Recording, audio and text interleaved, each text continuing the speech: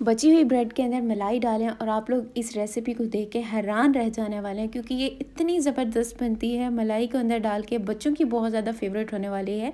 तो आते हैं आज की रेसिपी की तरफ। बिस्मिल्लाहिर्रहमानिर्रहीम, welcome back to my channel. तो यहाँ पे मैंने ले लिए हैं 4 ब्रेड के स्लाइसेस। उसके अंदर हम डालेंगे तकरीबन मलाई। हमने इसकी मेजरमेंट ऐसे करनी है कि हमने मलाई के साथ ब्रेड को जो है ना वो नीड कर लेना, मतलब इसको गूँध लेना। तो हमने मलाई इसके अंदर बहुत ज़्यादा नहीं ऐड करनी, ना ही हमने इसके अंदर दूध ऐड करना है। तो हमने इतनी सी ऐड करनी है जिससे ये अच्छा सा ये गूँध लें, जैसे कि आटा होता है सेम उस टाइप का। तो यहाँ पे ये देखिए, मैं आपको दिखा भी देती हूँ। हमने इसको कुछ इस तरह से गूँध लेना है। ये देखें, इस तरह का ही हमें इसका बैटर चाहिए। उसके बाद आ जाते हैं, यहाँ पे मैंने ले लिए मैश पोटैटोज़। मैश पोटैटोज़ मेरे पास तकरीबन 1 कप से ज़्यादा है। आधा कप मैंने यहाँ पे गाजर ली है, आधा कप मैंने यहाँ पे ले लिया है प्याज, आधा कप ही कटी हुई बंद गोभी है और बिल्कुल थोड़ी सी मैंने ली है शिमला मिर्च। अच्छा, यहाँ पे शिमला मिर्च मेरे पास फ्रोज़न है, आपके पास फ्रेश है तो आप वही यूज़ कीजिएगा। साथ में ले ली है हरी मिर्च और धनिया, यहाँ पे मैंने लिया है 2 टेबल स्पून। 1 चम्मच भर के मैं इसके अंदर ऐड कर रही हूँ मैदा और साथ में ज़ीरा ऐड कर रही हूँ इसके अंदर 1 चम्मच और आधा चम्मच इसके अंदर दड़ा मिर्च ऐड कर रही हूँ।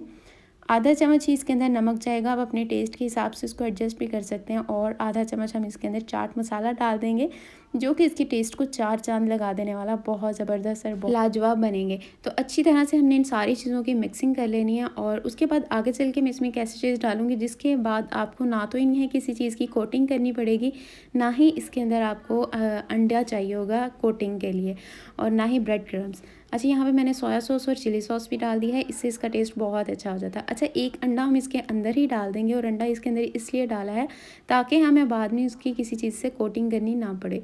अच्छा, 1 चम्मच यहाँ पे मैंने डाल दिया है चावल का आटा। चावल का आटा नहीं आपके पास, आप सूजी डाल दें, अगर वो भी नहीं है तो आप स्किप कर सकते हैं। आप लोग इसमें चिली सॉस और सोया सॉस को भी स्किप कर सकते हैं। अच्छा, ये सारी चीज़ों की अच्छे से मिक्सिंग हो गई है। अब यहाँ पे आपने ख़्याल ये रखना है कि आपका ये जो बैटर है ये बहुत ज़्यादा जो है ना वो सॉफ्ट ना हो, थिक सा हो, फिर ही इसकी अच्छे से कबाब बनेंगे।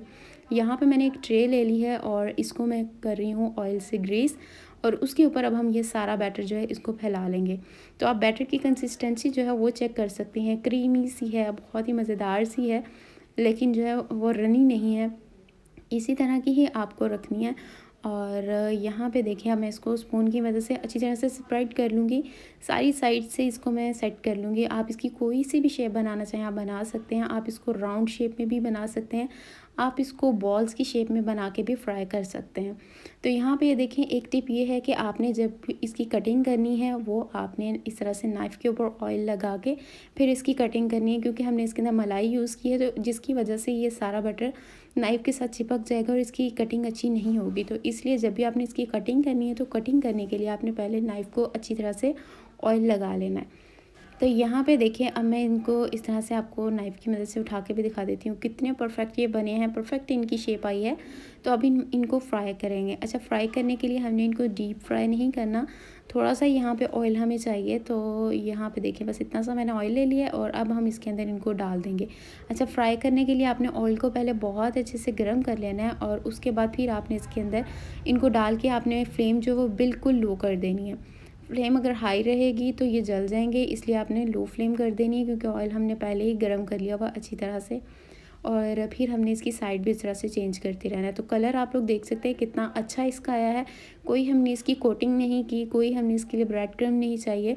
बहुत ईजी सी रेसिपी है, क्योंकि हर चीज़ इसके अंदर है, ब्रेड भी है, ब्रेड भी इसके अंदर है, अंडा भी है, तो कोई कोटिंग वगैरह का तो सीन ही नहीं है। बस इनको हमें गोल्डन ब्राउन होने तक पका लेना है दोनों साइड से। एंड ये देखें, माशाल्लाह से हमारे कितने ज़बरदस्त और क्रिस्पी से स्नैक्स जो है वो बनकर तैयार हो गए हैं। आप चाहें इसे बच्चों को लंच बॉक्स में दें या फिर अपनी टी पार्टी में इसको ऐड करें या फिर बच्चों के ब्रेकफास्ट में उनको दें। ये हर बच्चा बहुत शौक़ से खाएगा, क्योंकि एक तो ये हेल्दी बहुत हैं, बहुत सारी वेजिटेबल्स हैं इसमें, मलाई है इसके अंदर, और दूसरी बात ये कि ये बहुत मज़े के बनते हैं और सबको बहुत पसंद आते हैं। अभी मैं आपको इसको तोड़ के भी दिखा देती हूँ कितना ज़बरदस्त इसका टेक्सचर है, बाहर से क्रिस्पी है और अंदर से क्रीमी है, और बहुत मज़े की बहुत हेल्दी रेसिपी है। ज़रूर ट्राई कीजिएगा। वीडियो पसंद आई हो तो इसको लाइक एंड शेयर करना हरगिज़ नहीं भूलिएगा, और चैनल पर है तो चैनल को ज़रूर सब्सक्राइब कर दीजिएगा। मिलते हैं फिर नेक्स्ट वीडियो में, तब तक के लिए मुझे दुआ में याद रखिएगा। अल्लाह हाफिज़।